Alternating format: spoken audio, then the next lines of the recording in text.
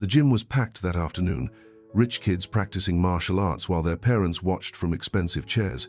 And right in the middle of it all was Alexander Rains, a billionaire who owned the place. He was a black belt, a former world champion, and he loved showing off. Rains always needed to be the center of attention. He liked picking on people to make himself look good. That's when he spotted a small boy sitting alone in the corner. The kid was wearing an old gray hoodie, hands in his pockets, completely quiet. "Hey kid, want to show me what you got?" Rains said with a mean smile, trying to get laughs from everyone watching. What happened next shocked everyone in that room. The quiet boy stood up slowly and walked to the center. He didn't look scared. He didn't look angry. He just looked ready. When Rains threw his first punch as a joke, the boy did something nobody expected. In just a few seconds, the billionaire was on the ground. But it wasn't the move that left everyone silent. It was what the boy said next that changed everything. If you're someone who appreciates emotional stories, we'd love for you to like and subscribe. There's more to come that might move you too. It was a typical Tuesday afternoon at the Rains Academy in downtown Chicago. The late autumn sun streamed through the floor-to-ceiling windows, casting long shadows across the polished wooden floors. The gym looked more like a luxury hotel than a martial arts school. Crystal chandeliers hung from the ceiling, mirrors covered every wall, and the mats were made from the most expensive materials money could buy. Everything in this place screamed wealth and status. Alexander Rains stood in the center of it all, wearing his perfectly clean black belt around his waist. At 45 years old, he was still in great shape. His dark hair was perfectly styled with just enough gray at the temples to make him look distinguished. His uniform was spotless white, pressed to perfection. His smile was the kind that said, "I own everything here, including you." And he did. The academy was just one of his many businesses that had made him billions of dollars over the years. The air smelled of expensive leather and cleaning products. Classical music played softly in the background, mixing with the sounds of feet hitting mats and the occasional grunt from students practicing their moves. This wasn't just a gym, it was a symbol of power, money, and social status. Around the space, about 20 kids were practicing their forms. These weren't regular kids from the neighborhood. These were the children of Chicago's elite, lawyers who owned downtown law firms, doctors who ran private hospitals, business owners with companies worth millions, and politicians whose faces appeared on the evening news. Their parents sat in leather chairs along the walls, sipping expensive coffee from china cups and talking about their next vacation to the French Riviera or their new summer homes in the Hamptons. Remember, power comes from confidence. Rains shouted to the class, his voice echoing off the walls. When you know you're better than your opponent, you've already won the fight before it starts. The kids nodded eagerly and continued their drills. They all desperately wanted to impress Mr. Rains. After all, he was famous. He had won 3 world championships in his younger days. He had been featured on TV shows, magazine covers, and documentaries about martial arts. Their parents paid over $3,000 every month just so their kids could train at his academy and maybe learn some of his secrets. The students wore pristine white uniforms with their names embroidered in gold thread. Their belts were perfectly tied, their hair was neatly combed, and their movements were precise but lacking any real soul. They looked like they were performing for their parents rather than actually learning to fight. But in the far corner of the gym, away from all the action and attention, sat a boy who didn't fit in at all. He looked about 12 years old, much smaller and thinner than the other kids. His gray hoodie was old and worn out, with small holes near the pockets where his hands had worn through the fabric. His jeans were faded and had patches on the knees. His sneakers were old Converse shoes with holes in the sides and worn-down soles. While everyone else wore expensive martial arts uniforms that cost hundreds of dollars, he just sat there in his regular clothes, looking like he had wandered in from the street. The boy's name was Marcus Thompson, though nobody in the gym knew that. He wasn't a student at the academy. He wasn't supposed to be there at all. His grandfather, William Thompson, worked as a janitor in the office building that housed the academy. Sometimes, when school ended early or when Marcus didn't want to go home to their small, empty apartment, he would sit quietly in the corner while waiting for his grandfather to finish his work. Marcus kept his hands buried deep in his hoodie pockets and watched the class with quiet, intelligent eyes. His face showed no emotion as he observed the wealthy kids going through their motions. He didn't look impressed by the fancy equipment, the crystal chandeliers, or the rich kids showing off their moves for their parents. He didn't look jealous or bitter either. He just sat there, as quiet as a mouse, taking in everything around him with the kind of attention that most people never develop. The contrast was striking. While the other kids laughed loudly, chatted with their friends, and constantly looked around to see if their parents were watching, Marcus sat in complete silence. His presence was so understated that most people didn't even notice he was there. But when someone did spot him, there was something about his stillness that was almost unsettling. Rains had noticed the boy several times over the past few weeks. At first, he had been mildly annoyed. Who was this kid? Why was he here? This was a private academy, not some public community center where anyone could just walk in and sit around. But the janitor, William, was reliable and never caused problems, so Rains had let it slide. The old man worked hard, never complained, and always made sure the place was spotless. But today was different. Today, Rains was feeling particularly confident and playful. He had just signed a deal to open 3 new academies in other cities. His latest business venture was making headlines in the financial newspapers. Several parents had complimented him on his recent interview on a popular morning show. He was riding high, and he wanted to show off a little bit. About halfway through the class, as Rains was demonstrating a complicated kick combination, he noticed Marcus again. The boy was sitting in his usual spot, hands in his pockets, watching with those calm, dark eyes that seemed to see everything. For some reason, that quiet observation bothered Rains today. He was used to being the center of attention. He was used to people hanging on his every word, gasping at his demonstrations, and constantly seeking his approval. But this kid just sat there, completely unmoved by everything happening around him. "Excuse me, son," Rains called out, his voice cutting through the noise of the practicing students. The entire class stopped what they were doing and turned to look. "This is a private class. Are you supposed to be here?" Marcus looked up slowly but didn't answer immediately. He just stared at Rains with those same calm, dark eyes that showed no fear, no embarrassment, no apology. The silence stretched on for several seconds. Some of the parents started whispering among themselves. They didn't like seeing this poor-looking kid in their expensive gym. A few of them pulled out their phones, probably thinking about calling security or complaining to the building management. "He looks homeless," one mother whispered to another. "How did he even get in here?" asked a father in an expensive suit. "Someone should call security," suggested another parent. Rains walked closer to Marcus, his footsteps echoing on the polished floor. He was used to people being intimidated by his presence. He was tall, broad-shouldered, and carried himself with the confidence that only comes from years of winning fights and making millions of dollars. Most people would apologize immediately and hurry away when he approached them like this, but Marcus just sat there, completely unbothered, as if Rains was just another person walking by. "I asked you a question, kid," Rains said, his voice getting sharper and more commanding. "What are you doing here?" "Waiting," Marcus said softly. His voice was quiet but clear. It was the first word he had spoken since arriving at the gym that day. "Waiting for what?" Rains demanded, crossing his arms over his chest. "My grandfather." The answer was simple and honest, but somehow it made Rains even more irritated. He felt like this kid was disrespecting him by not being afraid, by not apologizing, by not immediately jumping up and running away. In his world, everyone showed him respect. Everyone recognized his authority. Everyone at least pretended to be impressed by his reputation and his success. The wealthy parents were now watching the conversation with growing interest. Their kids had completely stopped practicing and were staring at the confrontation. The whole gym had gone quiet, except for the soft classical music still playing in the background. Rains looked around at his audience and suddenly saw an opportunity. He could make an example of this kid, show everyone what happened when someone didn't show him the proper respect he deserved. And it would be entertaining too. The parents would laugh, the kids would be impressed, and he would prove once again why he was the undisputed king of this place.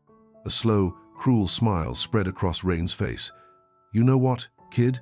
Since you're here anyway, why don't you show us what you can do? I bet you think you're pretty tough, sitting there all quiet and mysterious." Marcus didn't move. He just kept looking at Rains with those unnervingly calm eyes. "Come on," Rains continued, his voice getting louder so everyone in the gym could hear clearly. "Don't be shy now.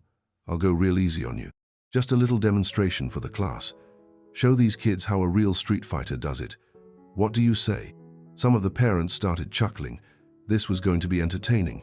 Their kids smiled too, excited to see their hero put this strange, out-of-place boy in his place. They had never seen Mr. Rains interact with someone like this before. But Marcus still didn't move. He didn't look scared or angry or excited. He just sat there, as still as a statue. "What's wrong?"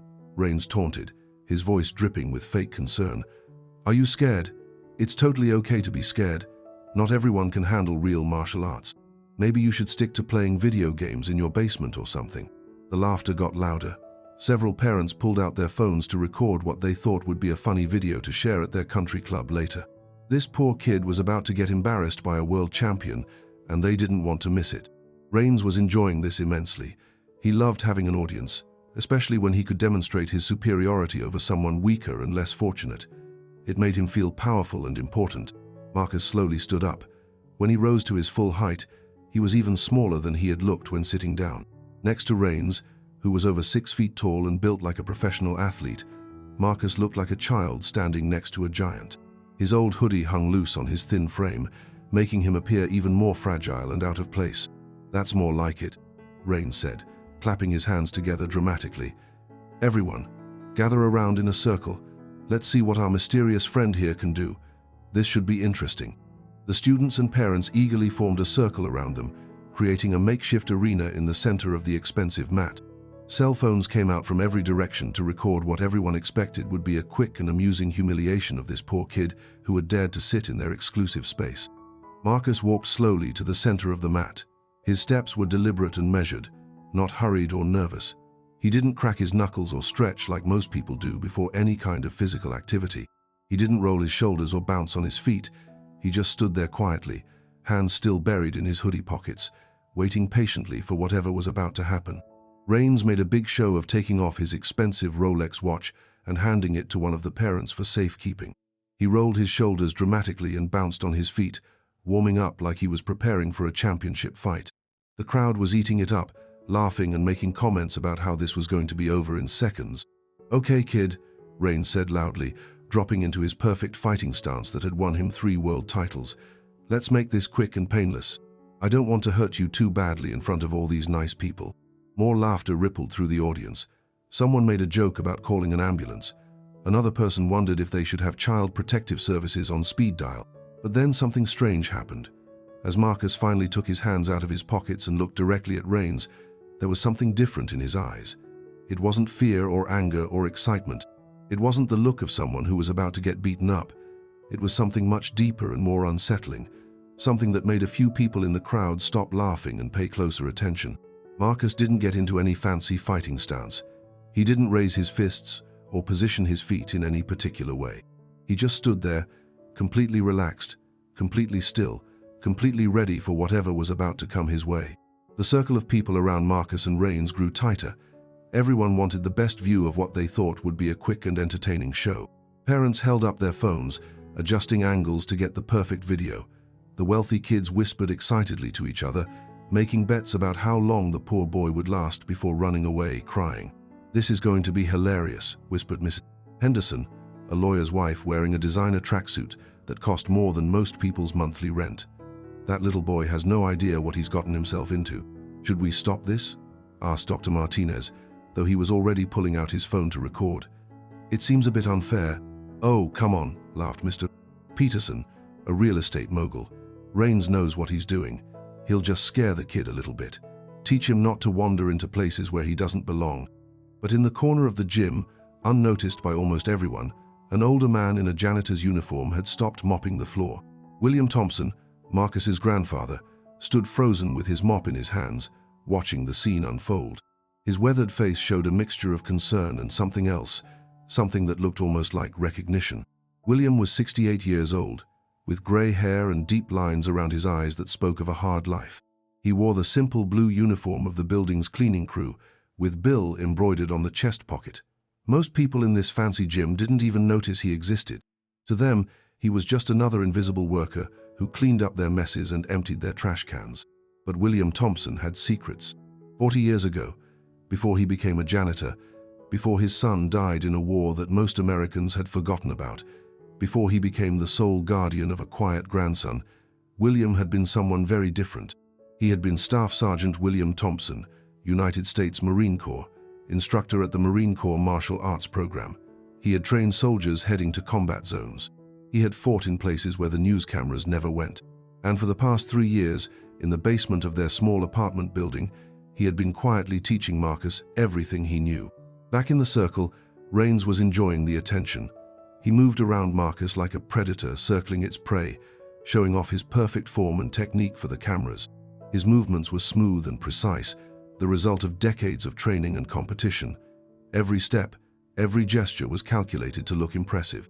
"You know, kid," Rains said loudly, making sure everyone could hear, "it's not too late to back out. I won't think less of you. Well, actually, I can't think much less of you than I already do." The audience laughed at his joke. Several parents exchanged amused glances. Their children giggled, delighted to see someone being put in their place by their martial arts hero. Marcus said nothing. He just stood there in the center of the mat, completely still, completely calm. His hands hung loosely at his sides now that he had taken them out of his pockets. He wasn't in any fighting stance that anyone recognized. He wasn't bouncing on his feet or warming up his muscles. He just waited. There was something unsettling about his stillness. Most kids his age would be nervous, scared, or trying to act tough. But Marcus looked like he was simply waiting for a bus or standing in line at the grocery store. His breathing was slow and steady. His face showed no emotion at all. "All right then," Rains announced, getting into his competition stance. "Let's see what you've got, street boy." He started with what he considered a gentle move, a slow, controlled punch aimed at Marcus's shoulder. It wasn't meant to hurt, just to push the boy back a little and maybe knock him off balance. In Rains's mind, this would be enough to make Marcus stumble or fall down, and then everyone would laugh, and the whole thing would be over. But something unexpected happened. As Rains's fist moved toward him, Marcus shifted slightly to his left. It was barely noticeable, just a small step and a slight turn of his body. Rains's punch missed completely, passing harmlessly through empty air. Before Rains could react or pull his arm back, Marcus did something that nobody saw coming. With movements that were almost too quick to follow, Marcus stepped forward and to the side. His right hand came up and caught Rains's extended wrist with a grip that was surprisingly strong for such a small person. At the same time, his left hand pressed against Rains's elbow, and his right foot swept behind Rains's front leg. It happened in less than 2 seconds. One moment, Rains was throwing what he thought was a simple, controlled punch at a helpless kid. The next moment, he was flying through the air. Marcus had used Rains's own momentum against him, redirecting the billionaire's energy and sending him tumbling across the expensive mat. It wasn't a violent throw or a brutal takedown. It was clean, precise, and almost gentle, like Marcus was simply helping Rains lie down for a nap. Rains hit the mat with a loud thud that echoed through the suddenly silent gym. He wasn't hurt. Marcus had controlled the throw perfectly to avoid injury. But he was completely shocked. He lay there on his back, staring up at the crystal chandelier, trying to understand what had just happened. The circle of parents and children stood in complete silence. Phones that had been recording were slowly lowered. Mouths hung open. Nobody laughed or made jokes or whispered comments to each other. The only sound in the entire gym was the soft classical music still playing in the background. Marcus stood exactly where he had been before, hands at his sides, breathing normally. He looked down at Rains with those same calm, dark eyes. There was no victory celebration, no smug smile, no trash talk. He had simply done what needed to be done and was now waiting to see what would happen next. "How did you?" Rains started to ask as he slowly sat up on the mat. His perfectly styled hair was now messy, and his spotless uniform had matte burns on the back.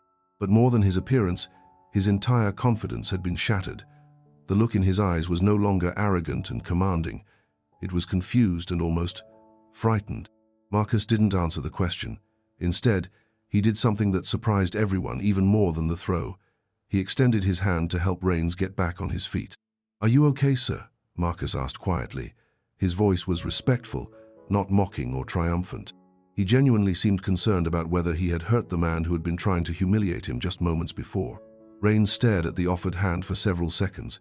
In his world, when someone defeated you, they gloated about it. They made you feel small and weak. They took your dignity and crushed it under their feet.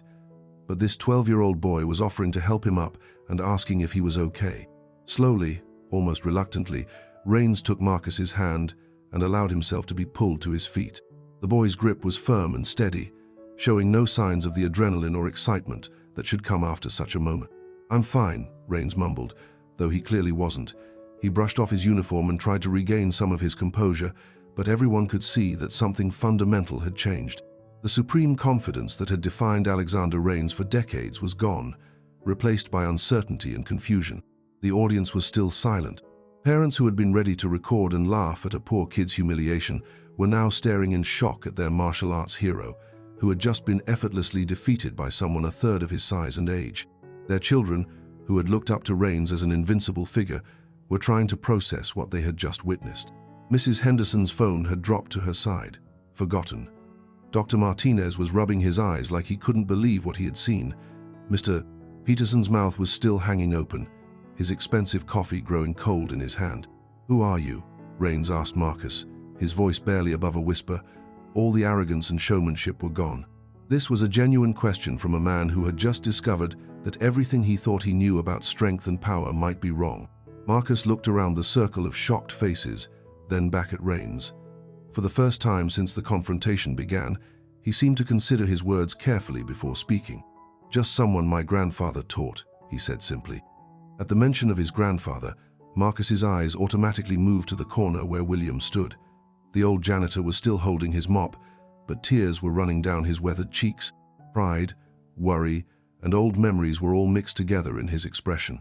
When Marcus looked at his grandfather, something passed between them, an understanding that went deeper than words. William gave the smallest nod, and Marcus's shoulders seemed to relax just a little bit. Rains followed Marcus's gaze and saw the janitor for the first time, really saw him.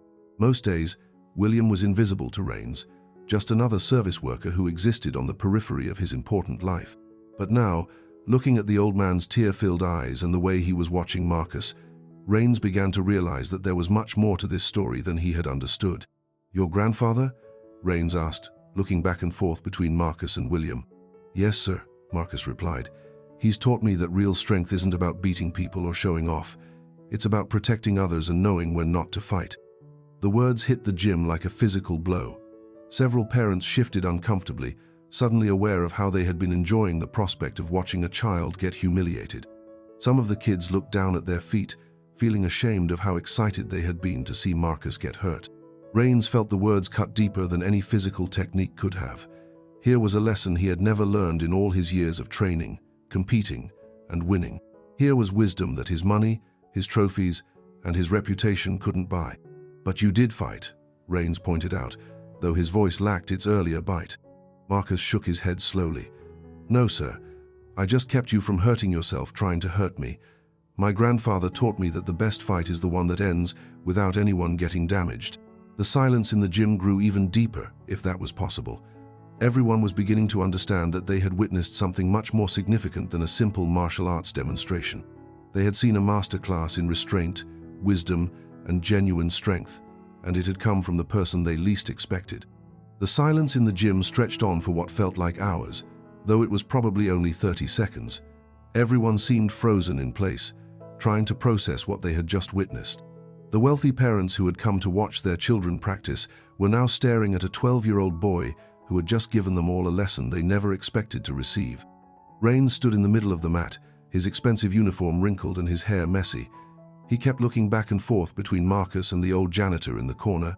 His mind was racing, trying to understand how he, a world champion, a billionaire, a man who had built an empire on his reputation for being unbeatable, had just been effortlessly defeated by a child.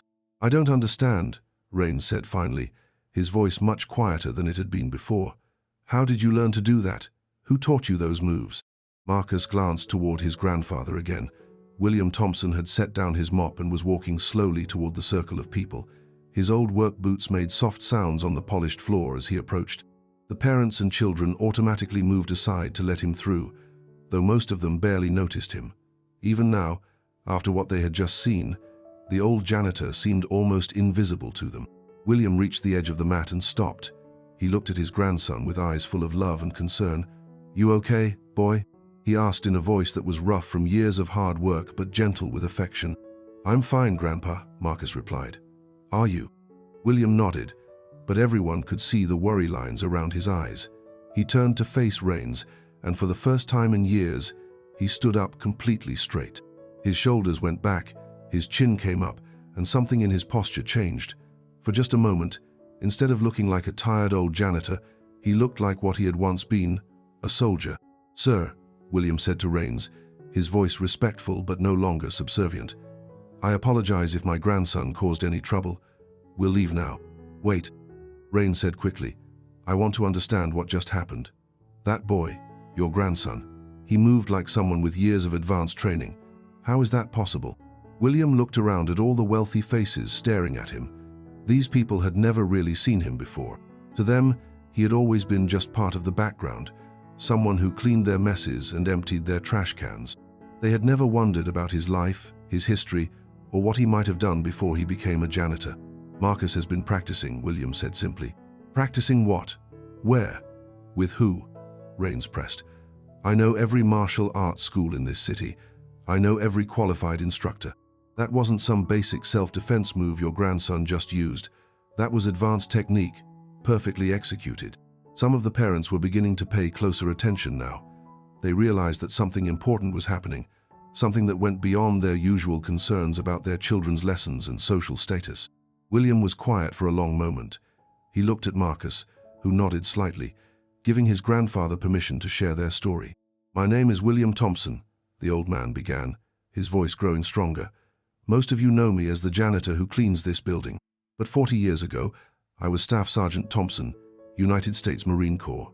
I spent 12 years in the military, including 3 tours in combat zones that most people have never heard of." The atmosphere in the gym shifted. Parents who had been barely aware of William's existence were now listening intently. Their children, who had been raised to respect military service even if they didn't really understand it, were paying attention too. "During my time in the Marines," William continued, "I was an instructor in the Marine Corps martial arts program. I taught hand-to-hand combat to soldiers who were heading into dangerous places. I trained men and women who needed to know how to protect themselves and their fellow Marines when their weapons weren't enough." Rains felt something cold settle in his stomach.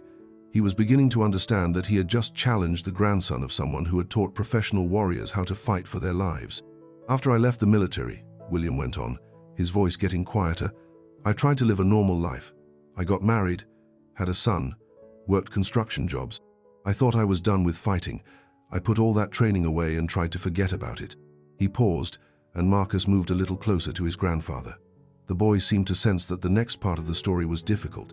"My son, Marcus's father, joined the army when he turned 18, William said, his voice now barely above a whisper. "He was deployed to a place I can't name for a mission that officially never happened. He was killed in action when Marcus was 9 years old." Several of the parents in the circle shifted uncomfortably. Some of them looked down at their feet, suddenly feeling ashamed of their comfortable lives and their petty complaints. "After we lost David, that was my son's name, I became Marcus's guardian," William continued. "His mother had died when he was very young, so it was just the 2 of us.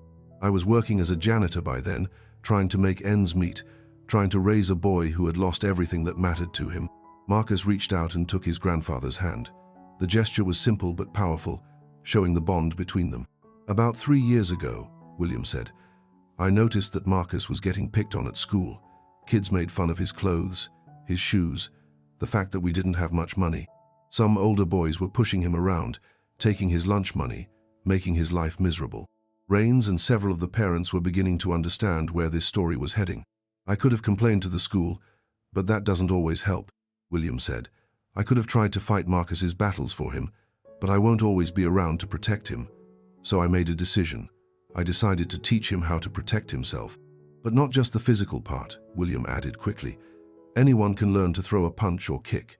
What I taught Marcus was much more important than that. I taught him discipline, self-control, respect for others, how to avoid fights when possible, and how to end them quickly and safely when they can't be avoided." The old man looked around the circle of faces, meeting each person's eyes directly.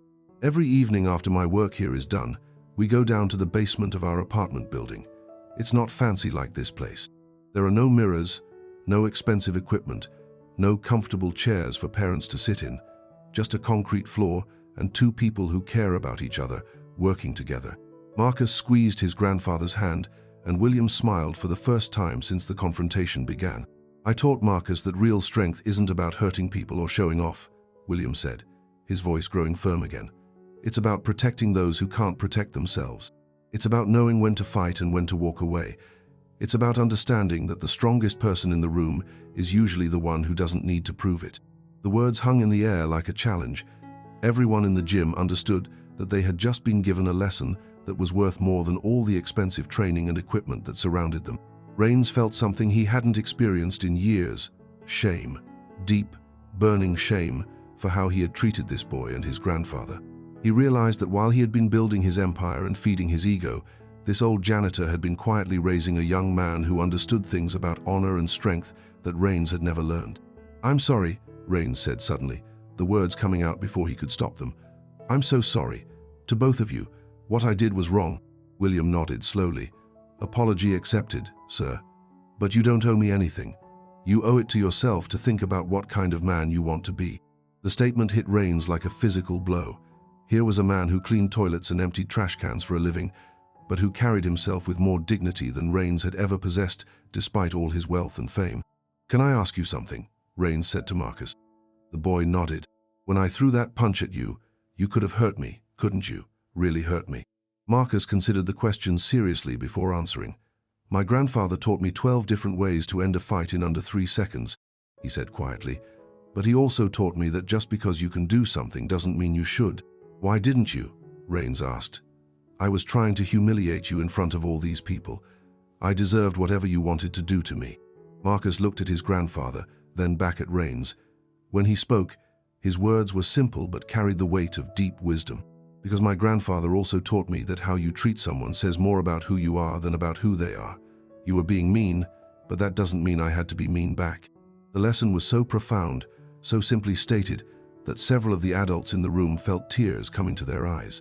These were people who had spent their lives accumulating wealth, status, and power, but they had never learned the basic truth that a 12-year-old boy had just shared with them.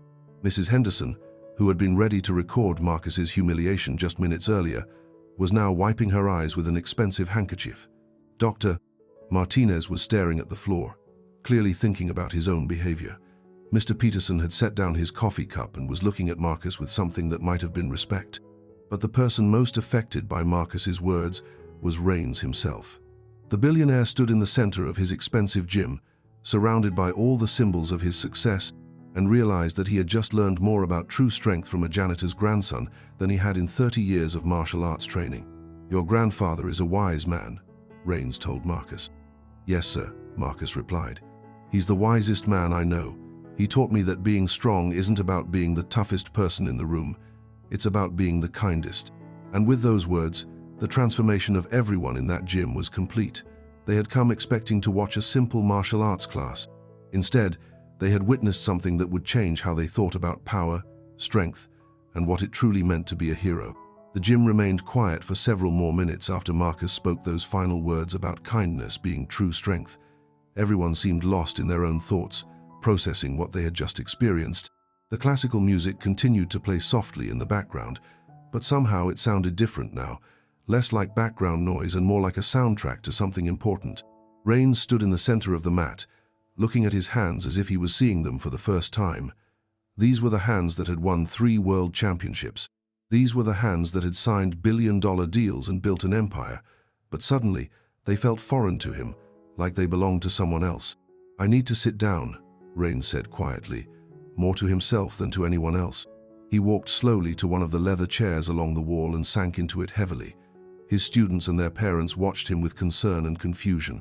They had never seen their confident, dominating instructor look so lost and uncertain.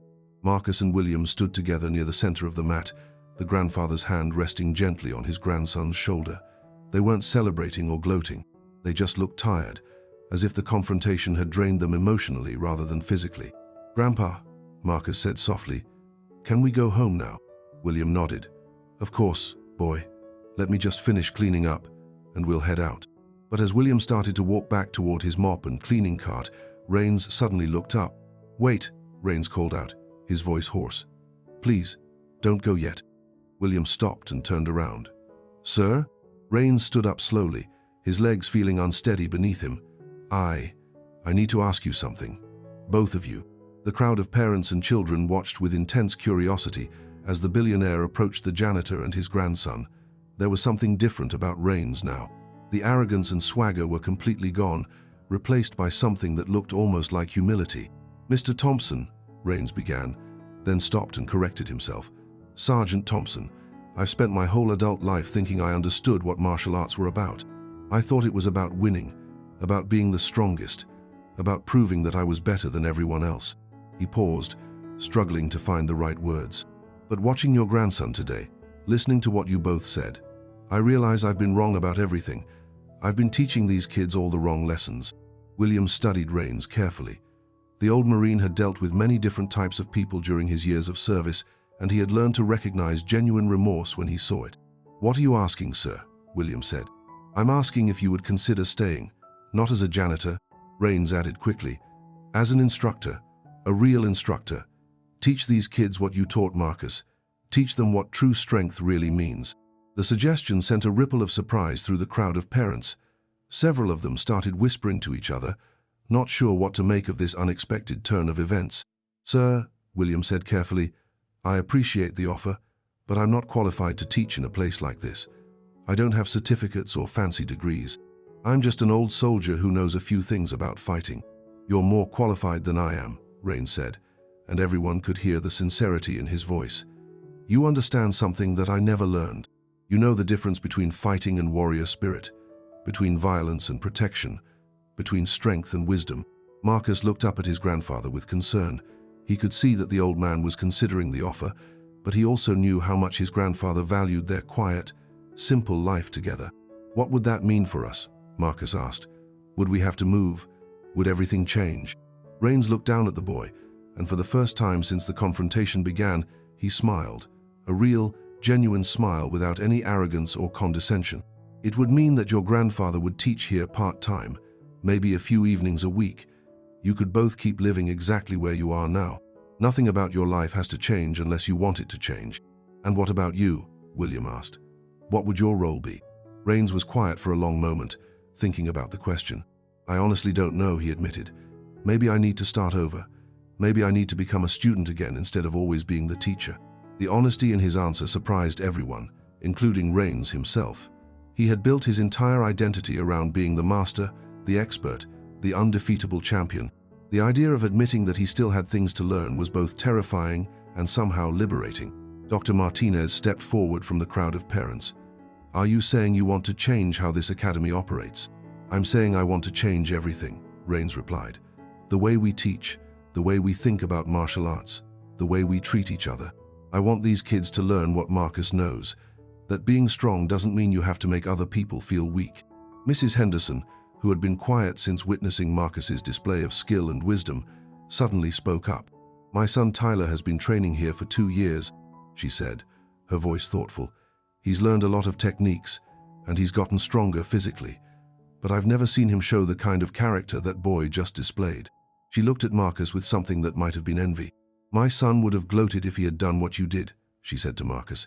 "He would have made sure everyone knew how tough he was, but you just wanted to make sure no one got hurt."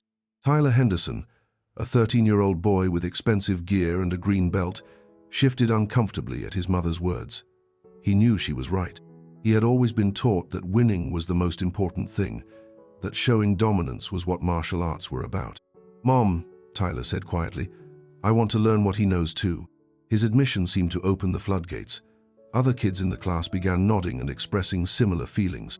They had all been impressed by Marcus's skill, but they had been even more impressed by his character. "Me too," said Sarah Kim, a 12-year-old who had been training for 3 years. "I want to learn how to be strong like that." "And me," added Michael Rodriguez, 10 years old and already obsessed with winning tournaments. "I want to learn how to fight without being mean." Rains looked around at his students, kids he had been teaching for years but had never really seen as individuals with their own needs and potential for growth. "What do you think, Sergeant?" Rains asked William. "Would you be willing to help us all start over?" William looked at the faces around him, wealthy children who had everything money could buy but were hungry for something more meaningful, parents who were beginning to question their own values and priorities, and a billionaire who was ready to admit that his success might have cost him his soul. "I'd need to think about it," William said finally. "This is a big decision, and I'd want to talk it over with Marcus." "Of course," Rains said. "Take all the time you need." "Can I ask you something first?" William said. Anything. Why does this matter to you so much? You've built an empire. You're successful beyond most people's wildest dreams. Why do you care what an old janitor thinks about your martial arts program? Rains was quiet for a long time before answering. When he finally spoke, his voice was barely above a whisper. Because for the first time in my adult life, I met someone who made me want to be a better person instead of just a more successful one, he said, looking at Marcus. Your grandson didn't just defeat me physically. He showed me what I could have been if I had learned the right lessons when I was his age. The admission hung in the air like a confession. Everyone in the gym understood that they were witnessing something rare and precious, a powerful person acknowledging their flaws and genuinely wanting to change. Marcus tugged on his grandfather's sleeve and whispered something in his ear. William listened carefully, then nodded. My grandson wants to know if you're really serious about this, William said to Rains. He wants to know if you're willing to learn the hard parts, not just the fun parts. What are the hard parts? Rains asked. Learning that sometimes the strongest thing you can do is nothing, William replied. Learning that sometimes you have to lose in order to win. Learning that being respected is more important than being feared. Rains nodded slowly. I want to learn all of it, even if it's hard, especially if it's hard. William looked at his grandson one more time. Marcus gave him a small nod of approval. All right, Mr. Rains, William said. We'll try it. But we do this my way with my rules. And if I don't like how things are going, we stop. Deal? Deal, Rains said immediately. And in that moment, everyone in the Rains Academy knew that they had just witnessed the beginning of something completely different. They didn't know exactly what it would look like or how it would change their lives, but they knew that nothing would ever be the same again. The transformation had begun. 6 months had passed since that life-changing afternoon at the Rains Academy. The gym looked the same on the outside, same crystal chandeliers, same expensive mirrors, same polished floors, but everything else had transformed completely. Where once there had been the sound of aggressive shouting and competitive bragging, now there was something different. The voices were calmer, more respectful. Students still trained hard, but they helped each other instead of trying to prove their superiority. The atmosphere felt peaceful yet focused, like a temple dedicated to learning rather than a battlefield designed for ego battles. Alexander Rains stood in the corner of the gym, but not in his usual commanding position in the center. He wore a simple white uniform with no fancy embroidery or gold trim. Around his waist was a white belt, the beginner's belt that every student starts with. At 45 years old, after decades of martial arts experience and 3 world championships, he had voluntarily started over from the beginning. And his teacher was William Thompson. The transformation hadn't been easy for Rains. For the first month, his pride had fought against every lesson. He was used to being the expert, the one everyone looked up to, the man with all the answers. Learning to be a student again, especially from someone he had previously barely noticed, had been one of the hardest things he had ever done. But slowly, day by day, something had changed inside him. Remember, William's voice carried across the gym as he addressed the evening class. Martial arts isn't about making yourself bigger by making others smaller. It's about building everyone up together. The students nodded, and they meant it. These weren't the same wealthy kids who had once competed to see who could be the most aggressive or impressive. Over the past 6 months, they had learned lessons that went far beyond physical techniques. Tyler Henderson, who had once bragged about beating younger kids in sparring matches, now spent his time helping beginners learn basic moves. Sarah Kim, who used to get frustrated and angry when she couldn't master a technique immediately, had learned patience and persistence. Michael Rodriguez, who had been obsessed with winning tournaments, now cared more about helping his training partners improve than about proving his own superiority. But the most dramatic change had been in their former instructor. Rains raised his hand quietly, waiting for permission to speak. The gesture would have seemed impossible 6 months ago, the billionaire asking permission from a janitor. But now it felt natural. Yes, Alexander? William said, using Rains's first name as he did with all his students. I was wondering if you could show us that wrist control technique again, Rains said humbly. I'm still having trouble with the timing. Of course, William replied. Marcus, would you help me demonstrate? Marcus, now 13 and growing taller, walked to the center of the mat. He moved with the same quiet confidence he had always possessed, but now he smiled more often. The weight of being an outsider in this wealthy environment had lifted since his grandfather had become a respected instructor and he had become a valued training partner for the other students. As William and Marcus demonstrated the technique, breaking it down into simple steps that everyone could follow. Rains watched with intense focus. He was no longer the bored expert who thought he knew everything. He was a genuine student, eager to learn and improve.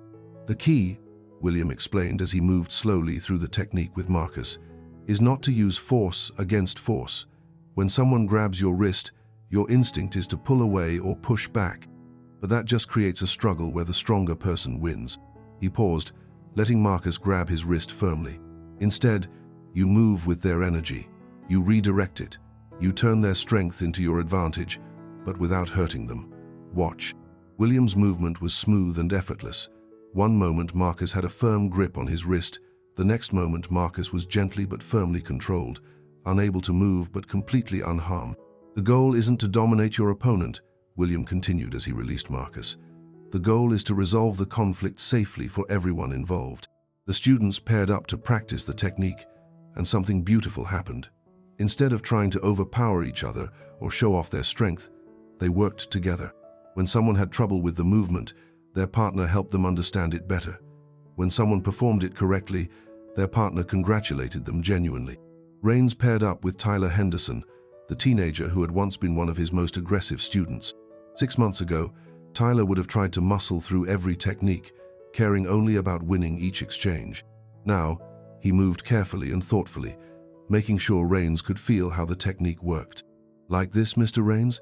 Tyler asked, executing the wrist control perfectly but gently. "That was perfect," Rains said with genuine admiration. "You're really getting good at this." Tyler beamed with pride, but it wasn't the ego-driven pride of his earlier days. This was the satisfaction that comes from genuine improvement and helping others learn. As the class continued, parents began arriving to pick up their children. But unlike the old days, when they would sit in their leather chairs and largely ignore what was happening, now many of them stayed to watch. Some had even started taking classes themselves, inspired by the changes they had seen in their children. Mrs. Henderson approached Rains during a water break. "Alexander," she said, using his first name as everyone did now, "I wanted to thank you." "Thank me?" Rains looked surprised. "For what?" "For having the courage to change," she replied. "Tyler is a completely different person than he was 6 months ago.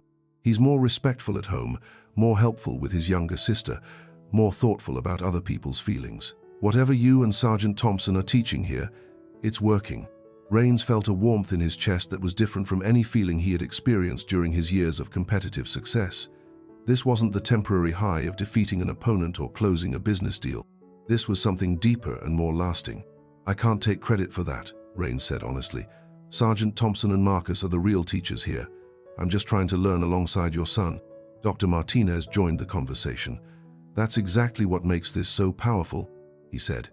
"You're showing our kids that learning never stops, that even successful adults can admit when they need to grow and change." As the evening class ended and students began changing out of their uniforms, Rains found himself alone with William and Marcus. This had become their routine, a few minutes of quiet reflection after each class. "How do you think I'm doing?" Rains asked William. It was a question he asked regularly now, genuinely wanting feedback on his progress as both a student and as a person. William considered the question carefully, as he always did. "You're learning," he said finally. 6 months ago, you asked that question because you wanted praise. Now you ask it because you genuinely want to improve. That's real progress. "What about you, Marcus?" Rains asked the boy who had started this entire transformation. "Any advice for your training partner?" Marcus smiled. "You're doing great, Mr. Rains. But can I tell you something?" "Always." "I think the most important thing you've learned isn't any of the fighting techniques," Marcus said thoughtfully. "I think it's that you don't need to be the best person in the room anymore. You just need to be a good person in the room." The wisdom of the statement hit Rains like a gentle but powerful wave. Here was a 13-year-old boy who understood something that had taken Rains 4.5 decades to learn. "You're right," Rains said quietly. "For so many years, I thought success meant being better than everyone else. But real success is about being better than you used to be." William nodded approvingly. "Now you're starting to understand what we've been trying to teach." As they prepared to leave the gym that evening, Rains looked around at the space that had once been his kingdom. The crystal chandeliers still sparkled, the mirrors still reflected their images, and the expensive equipment still filled the room. But none of that mattered anymore. What mattered were the relationships he had built, the growth he had experienced, and the positive impact he was having on others. What mattered was that he had learned to value character over competition, wisdom over winning, and kindness over dominance. "Sergeant Thompson," Rains said as they turned off the lights, "I have a confession to make." "What's that?" "6 months ago, I thought I was doing you and Marcus a favor by offering you jobs here. But the truth is, you saved my life. You showed me what it means to be truly strong." William smiled. "We saved each other, Alexander. You gave us a place where Marcus could belong, where we could share what we know. But more importantly, you proved that it's never too late to change who you are." As they walked out of the gym together, the billionaire, the former Marine, and the wise young boy, they looked like an unlikely family. And in many ways, that's exactly what they had become. The real victory hadn't been won on a mat or in a competition. It had been won in the quiet moments of learning, growing, and choosing to be better. It had been won when a powerful man chose humility over pride, when a community chose cooperation over competition, and when everyone discovered that true strength comes not from defeating others, but from building them up. Outside, the Chicago evening was cool and peaceful. As they parted ways, William and Marcus heading to their modest apartment, Rains heading to his luxury penthouse, all three of them carried with them the satisfaction of a day well lived and lessons well learned. The transformation was complete, but the learning would never end, and that was exactly how it should be.